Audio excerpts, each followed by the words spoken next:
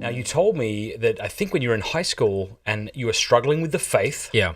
you reached out to Dr. William Lane Craig, Yeah, and yeah. he got back to you. You have to tell us that story. Right. Okay. So, while I was struggling with the issue of marriage and abortion, I really got into the topic of also the interpretation of Genesis chapter 1 and 2. In particular, like, do I have to be a 6-day creationist, or do I have to be theologically liberal and just not take the Bible seriously, right?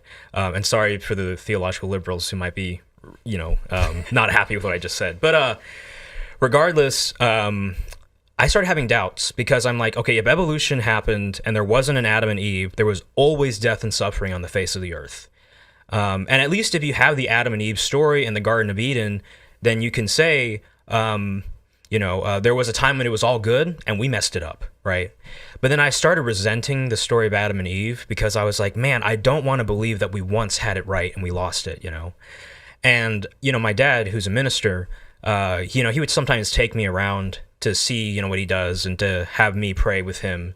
And I visited this elderly woman who was in the hospital and she was dying. And in the hospital room, there was like a crucifix. So it's a Catholic hospital. And as I was watching her die, and I looked at she didn't die in front of me, but she was dying. And I looked up at the crucifix. I was like, where are you? Where are you, Christ? You're just letting this woman die, And I thought, like, man, is this the history of life on the earth? Is this what it's all been about? Is there really a God, or do we just invent him, And I started having these doubts. And so I became agnostic, and I told Bill Craig, hey, Bill Craig. How did you get his email? You just reached out over the website? So, on Reasonable Faith, they have like this Q&A portion. Yeah.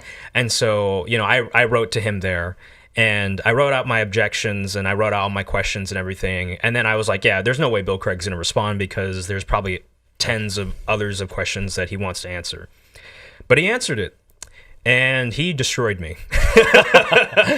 Bill Craig destroys Suan Sonna. We got to make that a clip. That's fantastic. Yeah, I mean, like, he responded to my objections. He showed me that I was being too rash, that I was being too emotional, basically. And I wasn't thinking clearly through what I was saying.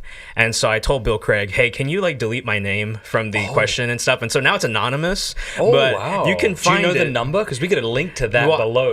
We'll watch Swan get destroyed by Bill Craig. Honestly, though, but because it was a question of the week, probably. Yeah, question of the week. Do me a favor, send me that. Would you mind sending me the link? Yeah. I mean, you did say take your name off of it, but you've developed since then. I imagine you're okay. Yeah, I mean, like, yeah, you can look at it. You can look at it if you want. No, I mean, yeah, sure, I'll send it to you. But yeah, it's pretty. I look back and I kind of laugh at it because I'm like, dang, I got destroyed, But yeah, so he answered that, and then I reached out to him on Facebook, and I was like, hey, Bill Craig, I'm so glad that you responded because now I feel like I'm back to being a Christian, but I'm really uncomfortable, but I'm getting there, Like, I was done being agnostic for the time. So I was only agnostic for a bit, maybe like a few months or something like that.